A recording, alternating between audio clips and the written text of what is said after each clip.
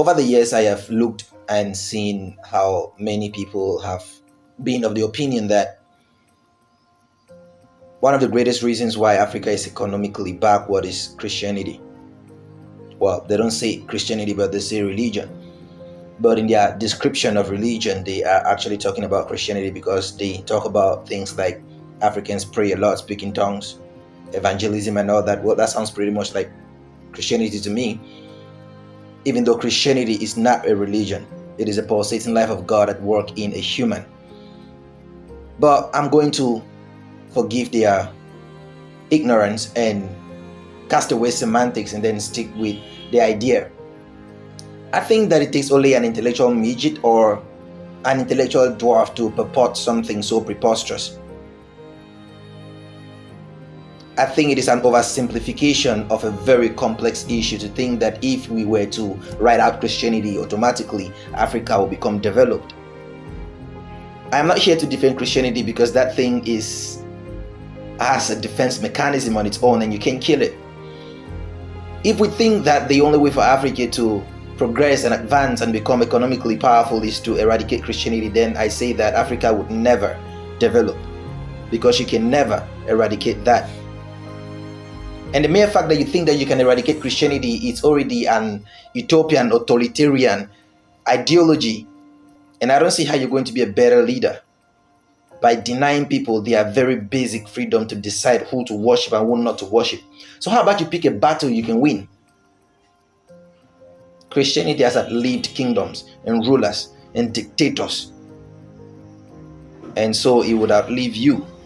Pick a fight you can win.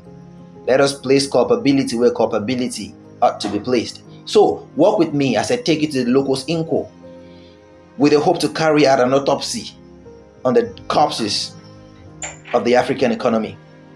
And maybe then you would realize that Christianity, or the fact that Africans pray, is even vaguely or remotely responsible for the cause of the African backwardness or the deadness of the African economy. First of all, I think that our educational system is a joke. Big joke. Because our curriculum is not developed to even advance science and technology. What we have are elementaries and basics. I don't see Christianity being blamed for that. And because our educational system is poorly developed, giving us elementary education and not the real thing, the substance of it, we can never advance technologically. And without technological advancement, every other thing that we are doing is a waste of time. Well, maybe not a waste of time, but probably will not amount to much in the grand scale of things. And also because of that, our mindset is backward. And I'll come to the mindset problem later on in my position. I also think that Africa suffers terribly from bad governance and leaders who have no vision for the people, leaders who have no vision for the economy, greedy leaders. Yes, there is that problem in Africa. These leaders travel out of the country and they see how developed other nations are, but they come back home and they cannot replicate that. Our country's resources in Africa are being looted by leaders who have no vision for the people. They get into bad deals with the West that only further enhance the looting of Africa's resources. By the way, these leaders, I don't see them in church praying and speaking in tongues. They are the unbelievers you are advocating that all of Africa should become. What is so hard for them to replicate what they see when they travel out of the African continent? How hard is it? Because corruption and greed is in the very soul of the African. Every African. Every one of us. So it's a joint responsibility. Everybody, if Africa must advance, everybody must put their hands on deck and be committed, be patriotic, be very, very capitalistic in their approach to development. It's true that most African countries are, well, so to speak, independent. But what is political power without economic power? There is no such thing as a black economy. There's no such thing as an African economy. We don't have that. Africa is a heavily dependent continent. We are consumers. We consume everything. And we produce almost nothing. Should that also be blamed on Christianity? We don't even produce toothpick. We import. All the weapons we use to arm ourselves and kill ourselves are not even produced in Africa. Well, except for South Africa and some other countries in East Africa that are doing a great job. Now, I don't think in those countries they have eradicated Christianity. I think what is even more scary and more correct about Africa's backwardness is, you see, as much as we want to blame the leaders, which of course I think that, yeah, they have a great role to play. Because I don't think if leaders embark on developmental projects that change the course of the academic structure, the educational system, and embark in building infrastructure that create jobs for people, Christians will take to the streets to riot. I don't think that happens. But above all that, I think that Africa suffers a lot from a deteriorating mindset and a terrible self-perception. Africans, for the most part, have enjoyed the blame game. Africans don't take responsibility. We enjoy blaming everything and everyone for our backwardness. First is the white man. Then it's colonialism. And then that is neo-colonialism. And now, we're blaming Christianity. Oh, so in a bid to pin it back to the white man, because, well, of course, he brought that to Africa. And, well, maybe if we do not have Christianity, well, probably, just maybe, you think that Africa would develop. Maybe it would have been better if we continued with our idol worshipping and the slaughtering of twin and offering of human sacrifices to dark gods. Maybe you should really come out to tell exactly what your problem is.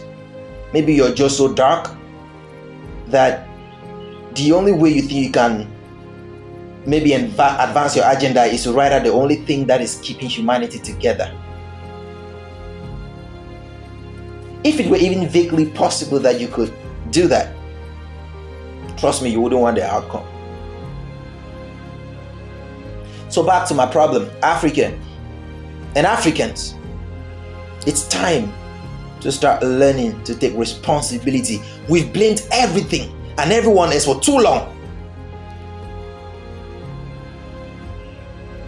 From the beginning of time, the rising of kingdoms, and man has always been capturing man.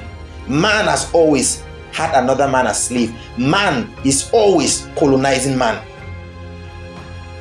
It is not unique to Africa. Well, that is not to downplay the 36 million people that were captured in Africa and sold as slaves. That is one of the greatest inhumanity ever meted on man by man. I understand that there is no reconciliation for that. And all the 18 that died on transit, that's inhumane, it's inhuman, it is diabolic, it is demonic in all its applications. I understand that. So, while we are even at that, were these people not voluntarily given to the white man by African leaders and Africans? It's not like these people were captured through crusades. Africans sold their brothers and sisters for mirrors and gunpowders and biscuits. Why is it that we always tell the story and make ourselves a victim all the time? Maybe it's time to start changing the narratives. Why it is almost unreconcilable as to why one man will capture another and make that one his slave. There is something to admire about someone's tenacity to have crossed the oceans to come to Africa with all the diseases and be so smart as to fool you people to become their slave. There's a lot to admire in that. Maybe that's the same tenacity Africans need to have if they must develop.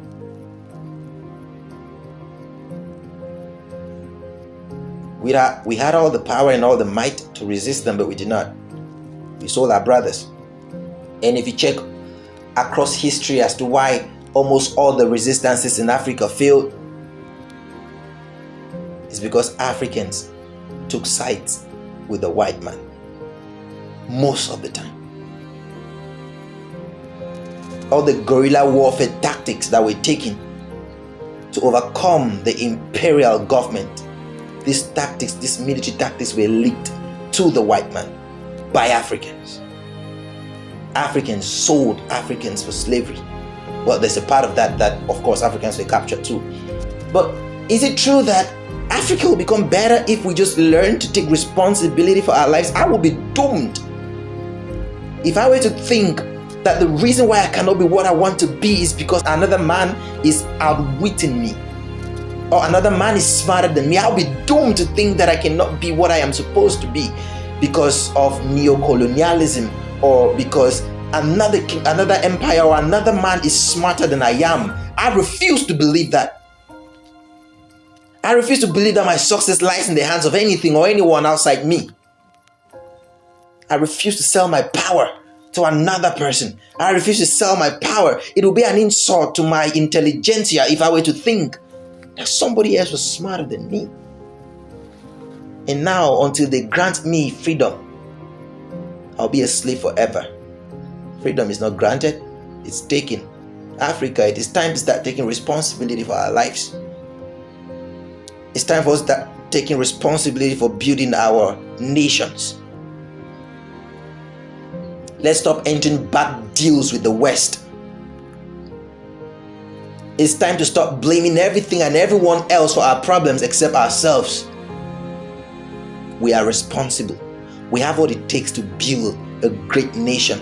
We have what it takes to build a great continent. And if we commit ourselves to doing it, we will. And I do not think eradicating Christianity or prayer is vaguely or even remotely going to help us achieve that. That is authoritarian and dictatorship in its wildest form. To think that you can stop people from worshiping. Well, Karl Marx said, and I don't want to completely write out the idea that there is a part of Christianity that is counterproductive to revolutions. It is, because Christians believe that killing is wrong. We do not start revolutions, but we do stand against and dissent dictatorship and rulers that don't do things for the betterment of the people. Well, Karl Marx said that religion is an opium of the masses. And I know that some even intellectual numbskulls and nitwits have used that particular Marxism without even caring to know how it applies. So permit me for this next phase, delve a little deeper into that. So I am going to admit that there's a truism in what Karl Marx said. There's a truism in that Marxism. And the truism is to the extent that religion, in quote, numbs the feeling of having a truly miserable life. The same feeling of dissatisfaction that would have pushed us to revolt against authoritarian rulers and rulers that rule the nation badly. Because Christianity have an idea of an afterlife. It's not just an idea, it's a reality. Well, the veracity of which I do not have the time right now to enunciate. Yeah, but there is that aspect. That there is an afterlife. And if there is an afterlife, why should I bother to fight about the life that now is, when I am just a stranger? So yeah, Christianity is an opium of the masses in that regard. But let's flip it. Well, that is not a statement that you should use to fight Christianity. I think that statement speaks more to bad governance. Even though at the time Karl Marx was not trying to defend Christianity, he was obviously against religion in all its forms and facets. But let's flip it. I think the joke is on the government. The joke is on the state. The joke is on the leadership for producing so many masses that need to use religion as an opium. If the leadership was good, if the leadership was visionary, if the leadership created a platform for everybody to advance, if the leadership built a culture of responsibility where everyone can take responsibility, if the leadership built a system where everybody has equal opportunity to be whatever they want to be, we won't be having masses that need to take religion as an opium to begin with. So, jokes on the government, jokes on the leadership, jokes on everyone to have created so many, a population of so many masses. And then because humans, we need to survive.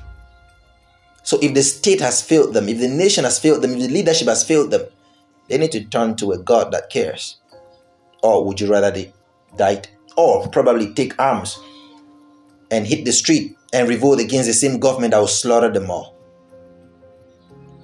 So they have to turn to a God that cares, a God that can provide their needs, a God they can pray to. So if the African leaders and every African can take responsibility for building Africa, we will have less masses, or maybe no masses at all. And then we will not need to take religion as an opium. Because as a matter of fact, Christianity was never intended to be an opium. It only starts being an opium as a direct consequence of the failed leadership of the nation.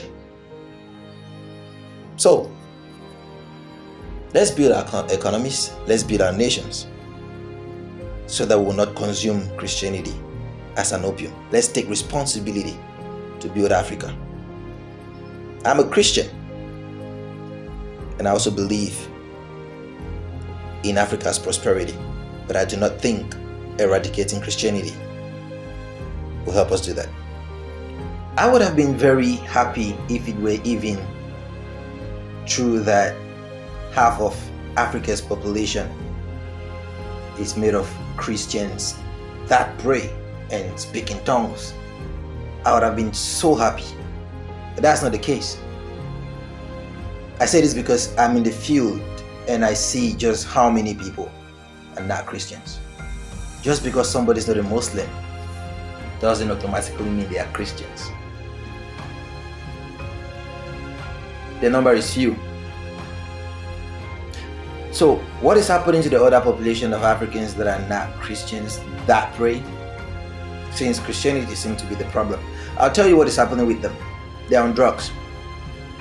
A lot of them, especially in my city, they're on drugs. Most of them scammers. Theft. A lot in prison. And a lot of them can't even wake up on a Sunday morning to go to church because they wasted themselves the previous night on clubs and bars drinking heavily. That's the other part of the African youthful population that is not in church. That's where they are. So you judge and tell me which is better. Because if I can count, even in my city, about 10 top entrepreneurs Almost all of them are Christians. Those guys are very industrious and involved in a lot of entrepreneurial and community building activities.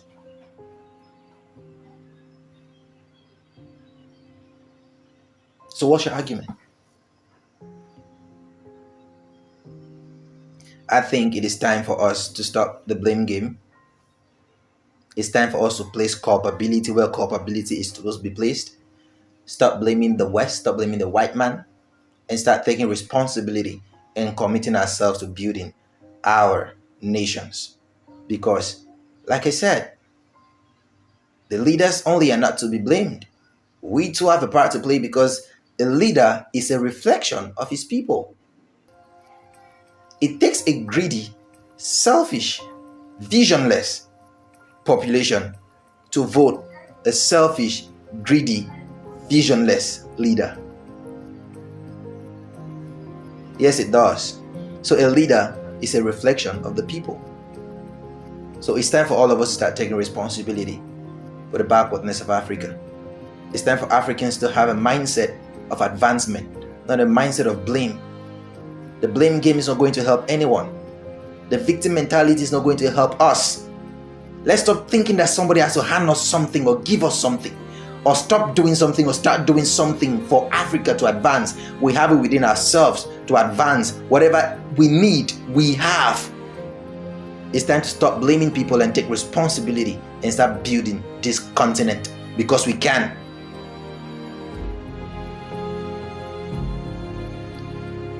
I'm done.